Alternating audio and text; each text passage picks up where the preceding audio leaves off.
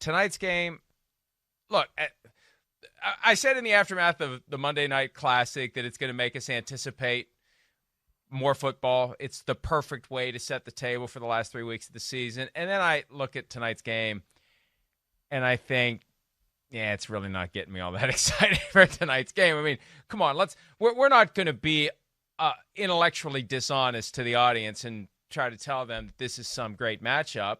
The Raiders are down to their last chance, basically. The Chargers are cooked. But, you know, the Raiders could blow this. That's why you watch it. There's a chance the Raiders are just going to self-select. They're going to take themselves out of the mix for the 7th spot in the AFC by tripping over their shoelaces and losing at home to a division rival, Chris. Well, I mean, who knows with the Raiders right now, right? I mean, they're kind of a team in like a free fall for the last few weeks.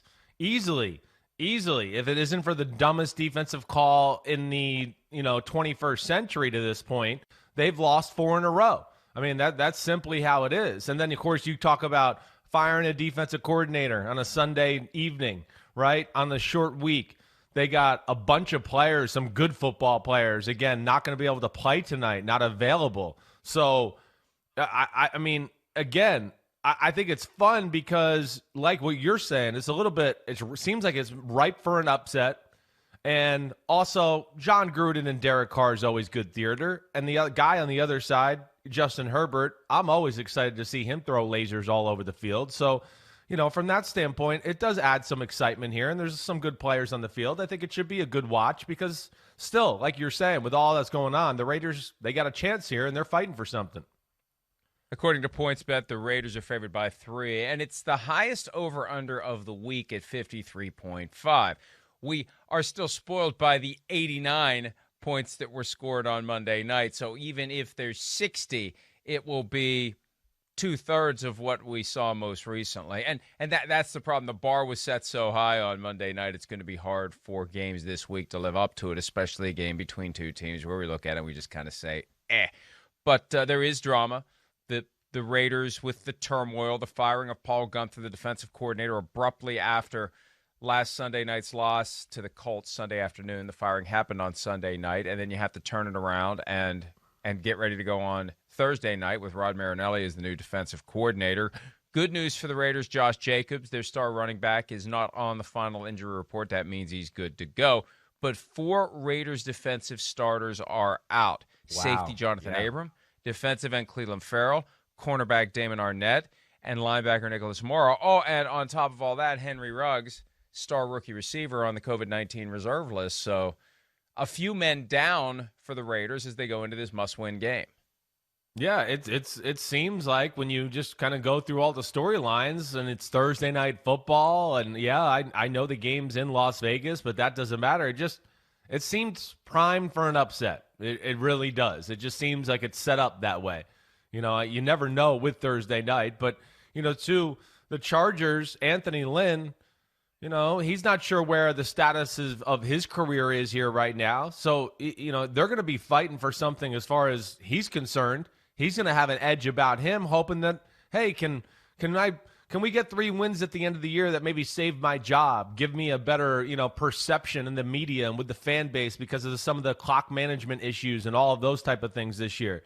I think that's a very real aspect of this as well, let alone really Mike. This is the crazy thing about the Chargers. I mean, when you really break it down and you start to go position by position and unit by unit, you start to go, well, the Chargers are every bit as good as the Raiders. The offense can do it all. I'm going to give the advantage probably to the Raiders when healthy, but the defense, there's no doubt that the Chargers are better on that side of the ball. And, the records look a little different. But I think the actual reality on the field is a lot closer than the records say, and I think that could lead to good TV tonight. Jon Gruden has been back as coach of the Raiders now for 3 seasons, 4-12 his first year with a point differential of -177, 7-9 last year with a point differential of -106. This year, 7-6, point differential of -41 for a team with a winning record. That is a little bit on the odd side. Weird. And right. I know he signed that much-hyped 10-year, $100 million contract, although from the get-go, there were questions about how much of it's really guaranteed and how much of it's front-loaded, how much of it's back-loaded. Is it really what it seems to be? And frankly, when we know, as we tend to hear behind the scenes, that there are other coaches making a hell of a lot more than that, it doesn't sound as impressive as it did 3 years ago. But I remember how we were blown away by the commitment that was made by Mark Davis. You just have to wonder, number one, at what point is it no longer cost prohibitive to move on from Jon Gruden if that's what Mark Davis decides to do? And number two, at what point would Mark Davis just write a check if he becomes exasperated with where the team is? Now, he was so smitten with the idea of bringing Gruden back, I don't think he falls out of love with him after only 3 years. But at some point, Chris, pointed questions have to be thrown in the direction of Jon Gruden, who, frankly, since right place, right time Super Bowl win 2002 with the Tampa Bay Buccaneers, you look at the career accomplishments, and there's hey, why are you guys always so negative? Why is everybody so negative? Well, you've lost more than you've won as it relates to the ultimate pass-fail of getting to the playoffs. I'm going to pull up his full career record here. He's probably on the right side of 500, but if he is, it's not by much, and he hasn't been to the playoffs many times since winning that Super Bowl 18 years ago. No, Mike, I mean, I can't really argue a lot of that. I mean, really. I mean, yeah, the results on the field maybe don't match the perception of what we really think of him or how we view Jon Gruden. Because he is a little bit of an offensive genius, of course, in so many ways. The personality, the charisma, all of that adds to the lure of Gruden, right? And maybe makes us think he's better than he is to a degree in a lot of our eyes. But, I'll say this. I don't think we're anywhere near having that conversation with the Las Vegas Raiders right now. I don't. I mean, really, I think the Raiders are on the right track. I mean, again, I think from where the team was when he took over and how crappy it is, he's really, as we were saying a few weeks ago, he's built a team that in some ways can compete with the Kansas City Chiefs. No, they're not perfect yet. He's got the offensive side of the ball close to perfect and where he wants it. Now it's the defense, and he's got some pieces in the defense. The secondary, great. But as we talked about, the other day when we heard about the Paul Gunther, this is the next thing for the Raiders football team this offseason. Is front seven. And I think when they get that, they'll be a total football team to where we'll see a little bit better results on the field. But I think all in all, things are still on the up and up. He is Jon Gruden. He does bring, the spotlight to the Las Vegas Raiders. And I think Mark Davis just not knowing or hearing the rumors about his financial situation, I would have a hard time thinking he's going to cut that type of check and cut ties with Jon Gruden at this point anyways. First of all, you don't need a spotlight to be brought when the name is Las Vegas Raiders. First of all, the spotlight is already there when it's Las Vegas Raiders. Second of all, 63-78 is Jon Gruden's record since the Super Bowl year of 2002. Chris, he hasn't won a playoff game since Super Bowl 37 that was won by the Tampa Bay Buccaneers. So if it was anybody else, if it was anyone not named Jon Gruden, we'd be saying he's got to go. We'd be saying it's not working. We'd be saying it's over. We'd be saying, why did you leave the broadcast booth? What was wrong with you? What were you thinking? There's a lot of hype. There's a lot of smoke and mirrors. There's a lot of tough talk and scowling that has fueled this guy's perception that he's a great coach. You can't say he's a great coach when you're 63-78 since 2003, Chris. Oh, I understand. I get that. I'm not going to say he's a great coach. I think he's a real good coach. He's a capable of winning a Super Bowl type of coach. I do think that's, still very much in the reality of Jon Gruden. And, 7-9 last year, where they are right now at 7-6. Some bumpy road early on with the Oakland Raiders because of some of the contract situations and all that, but he's righted the ship. They've done a lot of really good things, and we still don't know if they might not make the playoffs this year. So let's not jump the gun on that type of conversation. And I think at the very least, Like if Mark Davis, who I think is a pretty smart guy and realistic, been around football his whole life, realizes that when Jon Gruden took this team over, it was one of the crappier teams in football, and it needed a lot of work. So this is the first year he should have expected anything as far as, competition's concerned about being in the playoff race. He's getting that. Yeah, they faltered as of late. It doesn't look good. But I don't think we're anywhere near having that conversation about Gruden yet. First of all, you would not bet your Rolls Royce on the Raiders getting to the playoffs this year. I know you. No, I would not. I'm You just wouldn't. saying they're in the midst of it. Right.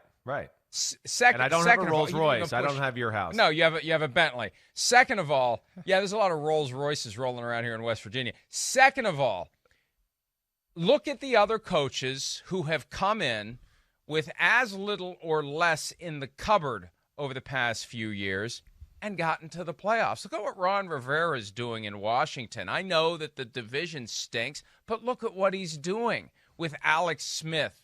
And I know he's blessed with a great front seven, but we didn't expect anything out of Washington this year. Look at what Joe Judge is doing with the Giants. We didn't expect a damn thing out of the Giants this year. Look at what Kevin Stefanski did with the chronically underachieving Cleveland Browns. He's got them on the brink of the postseason. So these arguments that, he needs more time, this isn't 1975 where you come in with a 5-year plan. There are guys all around the league who are turning bad teams around quickly. Andy Reid, when he got to Kansas City in 2013, he instantly turned around an underachieving team, and they've never looked back. So I'm just...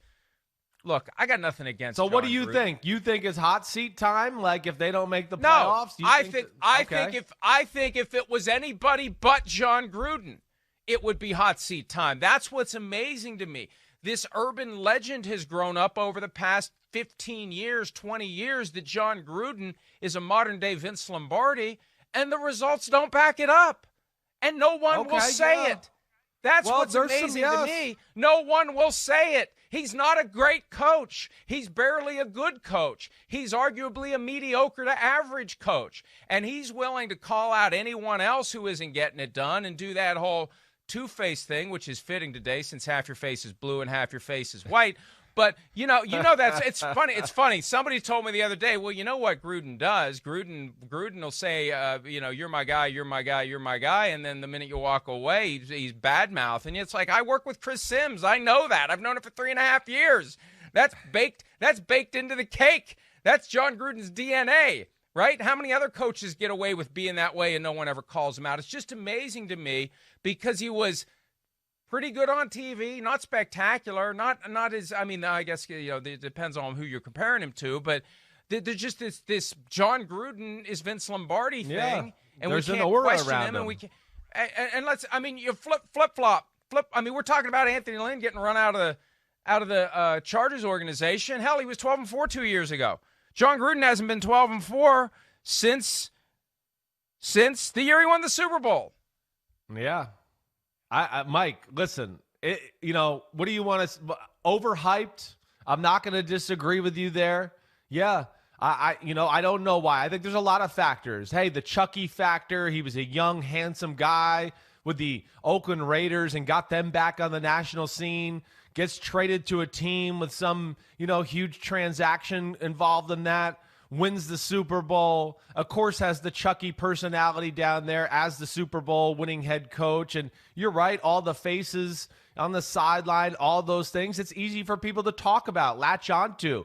Everybody knows who Jon Gruden is. And then he goes in the booth, and he was damn good in the booth. Him and Tirico were as good a watch as it really gets. So I used to love that. And okay, the results have not been, astounding. But I still think this is a very good football coach. And I know that I have bias because I played for him. But I think I've been pretty honest about Jon Gruden when I think things haven't been good. I've spoken my heart there and my brain as far as that's concerned.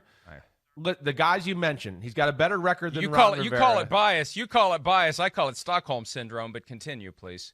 Well, he's got a better record than some of those coaches you talked about. Kevin Stefanski took over a team that's more talented than the Las Vegas Raiders. And, hey, the Raiders, they're close.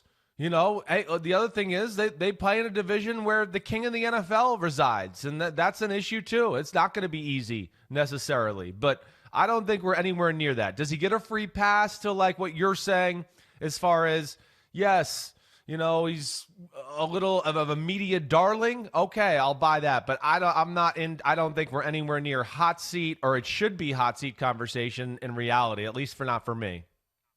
I think the only difference between him and Rex Ryan is he's won a Super Bowl. And I'm amazed and astounded. And it really hasn't hit me until today. It's kind of like the scales have come off my eyes. I've never seen you go so hard on him like this. But again, if Anthony Lynn had done for the last 3 years as coach of the Raiders what Jon Gruden has done, we'd be saying, get him the hell out of here. If any other coach right now in the NFL other than Bill Belichick had done what he's done for the last 3 years with the Raiders, there would be a much louder chorus of get him out of here and hire someone else. I will agree with that. Okay, fine. Yes. But, again, the difference between Rex Ryan and him, a Super Bowl, that's a pretty freaking big deal. I mean, it's a big deal. I don't know what else to say there. So that's 18 years there is ago. some. Okay, there's something to be Philadelphia, said about it, though. Hey, in Philadelphia, they want to run Doug Peterson out of town, and he won a Super Bowl 3 years ago. Well, and he took the team to the playoffs the 2 years after that, and they want to run him out of town. If Jon Gruden was the coach in Philadelphia, would they want to run him out of town? I don't know. Well, maybe, but it's Philadelphia. They're a different animal altogether. We know that. I mean, we do. So, again, I understand it with Gruden. With the Anthony Lynn thing, it's not fair to compare that. I don't think it is. Anthony Lynn, we could sit here and argue with the Chargers and their 4-9 record that 5 of those losses could just go on Anthony Lynn and clock management in that. Jon Gruden has not had that issue one time. Maybe not as high-flying and awesome of a football team as we want, but still a lot of good there. And, yeah, they haven't found their way. We'll see. But I'll agree with you on everything other than, yes, I think he's a good coach, and I don't think we're in the hot seat conversation yet. I don't think we are either. All I'm saying is it shouldn't be a forbidden topic because it feels like it is. It feels like there's this protective shell around Jon Gruden. Maybe he was, hey, isn't it great? I can't fault the guy.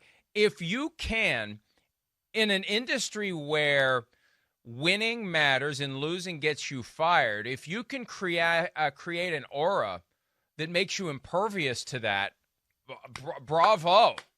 You've cracked the code, right?